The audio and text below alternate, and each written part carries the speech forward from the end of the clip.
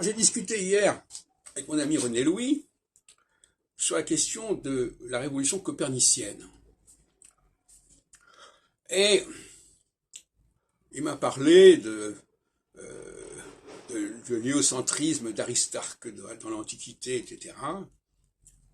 Et il m'a dit que je lui ai posé la question, quel est l'avantage de l'héliocentrisme par rapport au géocentrisme, pour voir ce qu'il a à dire sur ce sujet. Alors, il m'a dit ça simplifie les choses. Mais il n'est pas en mesure de me dire en quoi ça simplifie les choses. À part les problèmes des épicycles que condamnait Copernic, etc. Enfin bon.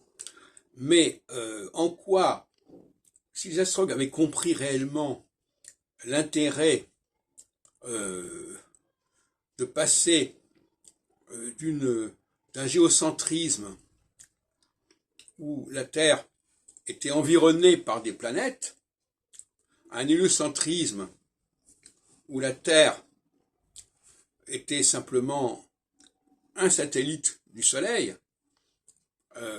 bon, on aurait peut-être pu avancer, mais il n'est pas allé jusque-là.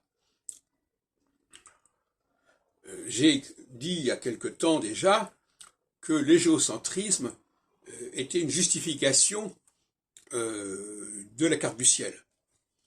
Qu'est-ce que c'est que la carte du ciel? C'est le positionnement des planètes autour de la Terre. Donc c'est une position géocentrique. Si je suis héliocentriste, eh bien dans ce cas-là, on ne voit pas les choses de la même manière.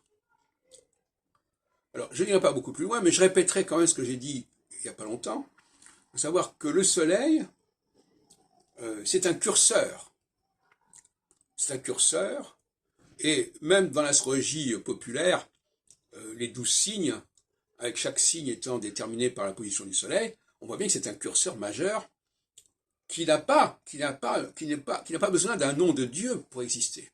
C'est un curseur qui passe successivement à travers les 12 signes. Donc on voit bien que la diversité n'est pas au niveau des curseurs, mais au niveau des significateurs. Et ça, les astrologues ne l'ont pas compris. Ce sont les 12 signes, ce sont les dieux qui sont associés à ces 12 signes, qu'on trouve d'ailleurs aussi chez Manilius, qui créent la diversité. Un curseur, c'est un peu comme un harem, si vous voulez. Un curseur, il peut se satisfaire tout seul, à condition d'être entouré d'un grand nombre de facteurs. Et c'est d'ailleurs ce qu'on pourrait appeler l'héliocentrisme. Ces différents facteurs, c'est comme un homme qui voudrait avoir une grande progéniture. S'il n'a qu'une seule femme, cette progéniture, elle sera limitée. S'il en a plusieurs, il pourra effectivement, comme on dit dans la Bible, croître et multiplier.